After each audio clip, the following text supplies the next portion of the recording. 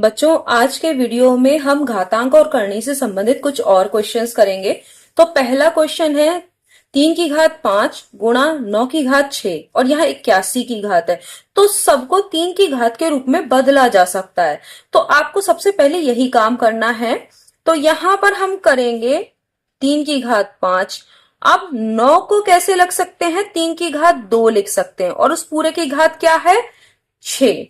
और 81 को क्या लिख सकते हैं? 81 को लिख सकते हैं 3 की घात 4, क्योंकि 3 गुणा 3 गुणा 3 गुणा 3, 3 × 9 = 27, 81। तो इस तरह से लिख सकते हैं। और यहाँ है x+1 इसकी घात।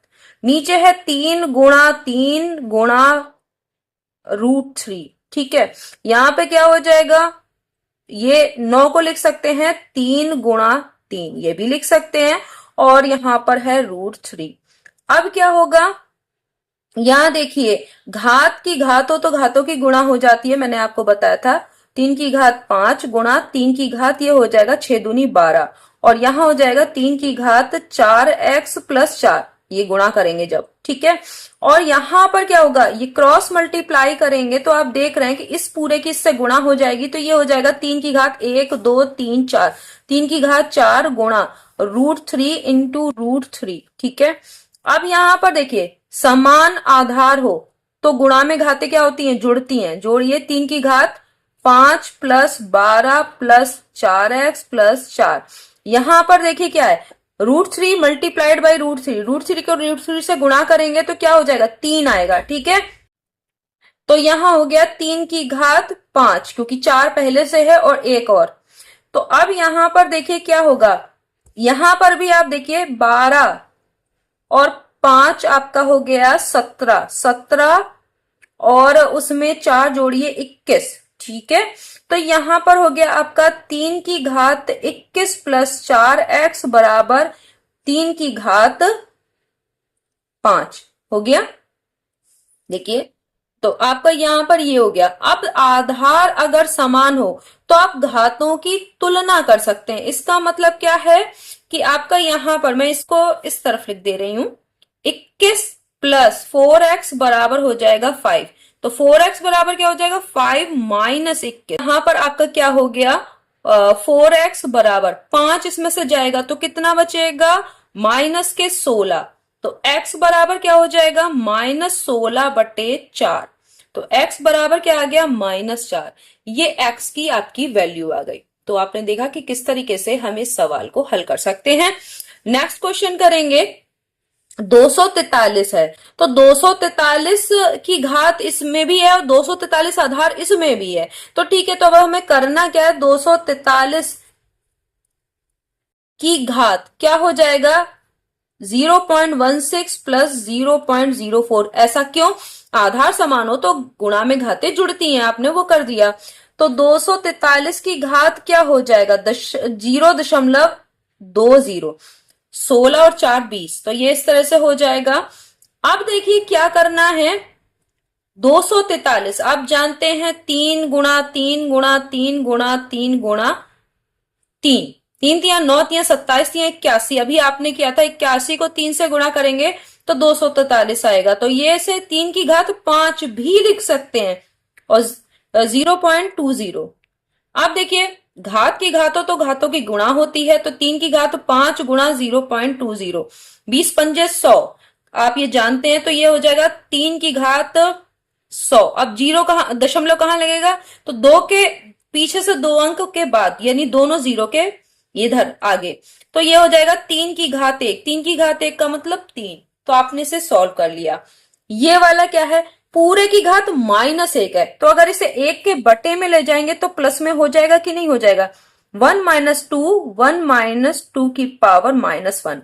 अब इसकी भी अगर पावर को प्लस में करना है तो इसे भी बटे में ले जाएंगे।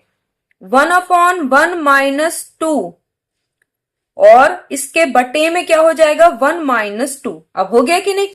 तो यहां पर क्या हो जाएगा? 1/1 माइनस, अब देखिए 1 - 2 करेंगे तो माइनस का 1 होगा और माइनस का 1 है तो यहाँ माइनस माइनस क्या हो जाएगा, प्लस, और ये हो गया 2, तो ये हो गया 1/3, आंसर आ गया। तो ये आपने देखा कि किस तरीके से हम इसे कर सकते हैं। चौथा सवाल है, यदि 2 की पावर x माइनस 1 प्लस 2 की पावर x प्लस 1 है बराबर 320, तो x का मान क्या होगा। तो आप क्या करिए, इन दोनों में से कुछ कॉमन है, 2 की पावर x इंटू 2 की पावर माइनस 1 इसे लिख सकते हैं, क्योंकि गुणा में घातें जुड़ती हैं अगर आधार समान है। तो अगर 2 की पावर x इंटू 2 की पावर माइनस 1 है, तो ये वाला जब जोड़ेंगे तो यही चीज आएगी। तो हमने इसको जो है वो गुणा के रूप में लिख दिया, और इसको भी ऐसा ही कर सकते हैं, इंटू 2, ठीक है, क्योंकि 2 की पावर 1 2 होता है, बराबर 320, क्योंकि हमें x की वैल्यू निकालनी है। अब इसमें से 2 की पावर x कॉमन है, तो 2 की पावर माइनस 1 को 1/2 लिख सकते हैं, और यहां है 2, क्योंकि 2 की पावर x आपने कॉमन ले रखा है। 320 2 की पावर x। अब यहां बताइए क्या होगा, क्योंकि आप इसे सॉल्व कर सकते हैं। यहां पर आएगा 2, नीचे डिनोमिनेटर यानी हर में, ऊपर क्या होगा, यहाँ 1 ही रह जाएगा, और 2 को 1 से भाग देंगे 2 ही आएगा, 2 की 2 से गुणा 4 बराबर 320। तो 2 की पावर x बराबर डायरेक्ट भी कर सकते हैं, नहीं तो अगर आप डायरेक्ट बराबर में करके इसे ना करना चाहें, वैसे तो अगर डायरेक्ट करते तो आप ये करते, देखिए 2 की पावर x बराबर, इसको 2 से मल्टीप्लाई करेंगे, 320 मल्टीप्लाइड बाई 2, और ये 4 और 1 5, 5 ये नीचे आ जाएगा। क्यों, क्योंकि यहां होगा 2 की पावर x इंटू 5/2, तो 2 ऊपर आएगा और 5 नीचे। क्योंकि आप थोड़ा स्किप करेंगे स्टेप्स, क्योंकि कॉम्पिटिटिव एग्जाम में आपको इतना टाइम नहीं होता कि आप एक एक स्टेप को फॉलो करें, तो जितना आपको समझ में आ रहा है डायरेक्ट कर दीजिए। 2 की पावर x बराबर क्या हो जाएगा, 5 से यहां कटेगा, देखिए 5 36 और 5 चौक 20, तो ये हो गया 64 की 2 से गुणा करेंगे तो हो जाएगी 128। अब 128 को 2 की पावर में लिखिए, तो 2 की पावर में होता है 2 की पावर 7, ऐसा क्यों, करके देख लीजिए। देखिए 2 की पावर 5 होता है 32, फिर 2 की पावर 6 64, फिर 2 की पावर 7 128। अब इससे क्या होगा, अगर देखिए यहां पर आधार क्या है, समान है, घातों की तुलना कीजिए तो x की वैल्यू क्या आ गई, 7 आ गई। आपने इसे कर लिया। यहां पर देखिए 2 की पावर x है, 4 की पावर y है, 8 की पावर z है, और ये कंडीशन दी है, तो z की वैल्यू निकालनी है। अब इन्हें सबको 2 की पावर के रूप में लिख लीजिए, 2 की पावर x बराबर 2 की पावर 2y। क्यों 2y, देखिए 2 की पावर 2 4 होता है कि नहीं, और जो पावर में घात की घात हो तो घातों की गुणा हो जाती है, तो ये 2y हो गया। इसी तरह से 2 की पावर 3z हो जाएगा कि नहीं। अब अगर आपके जो है आधार समान है तो घातों की आप तुलना कीजिए, तो x बराबर क्या है, 2y बराबर 3z। आपको समझ में आ गया। अब आपको ये जो एक दिया हुआ है, ये कंडीशन आपको दी हुई है, ठीक है, ये वाली कंडीशन। तो इसमें क्या कीजिए, हमें z की वैल्यू निकालनी है, तो हम x और y को z में ही बदल लें तो बहुत आसान हो जाएगा। अब देखिए 2 और x का मतलब क्या है, x किसके बराबर है, 3z के, तो यहां 3z लिख दीजिए, 1/2y 3z के बराबर है, तो 4y क्या होगा, 6z के बराबर हो जाएगा कि नहीं।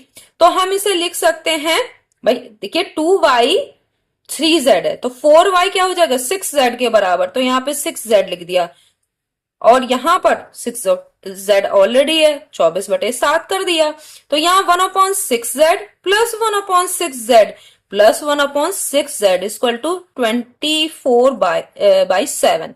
अब यहां पर क्या हो जाएगा, ये 3 बार आ रहा है, तो 3/6z बराबर हो जाएगा 24/7, तो 3 2 6, तो 1/2z बराबर 24/7, क्रॉस मल्टीप्लाई कीजिए तो 2z। अब देखिए यहां स्किप कर सकते हैं, 24 दूनी 48, तो यहां इसे करने की जरूरत नहीं, 48z बराबर कितना हो जाएगा, 7। तो इसका मतलब क्या है, z बराबर 7/48, ये आपका आ गया। तो आपने इसे ऐसे कर लिया। अब देखिए अगला क्वेश्चन करते हैं। तो अगले क्वेश्चन में क्या है, 64 है। अब 64 और यहाँ 4 है, तो इसे भी 4 के जो है वो मतलब आधार इसका 4 कर दीजिए, तो घात हो जाएगी 4 की घात 3, 64 हो गया कि नहीं, क्योंकि 4 गुणा 4 गुणा 4, 4 का घन है 64, तो आपने इसे ऐसे लिख लिया -2/3 इंटू 1/4 की पावर -2। अब देखिए ये कट जाएगा क्योंकि घातों की गुणा होगी, डायरेक्ट कर दीजिए, वरना तो आप बाहर निकालते फिर गुणा करते, इतना टाइम आपके पास नहीं।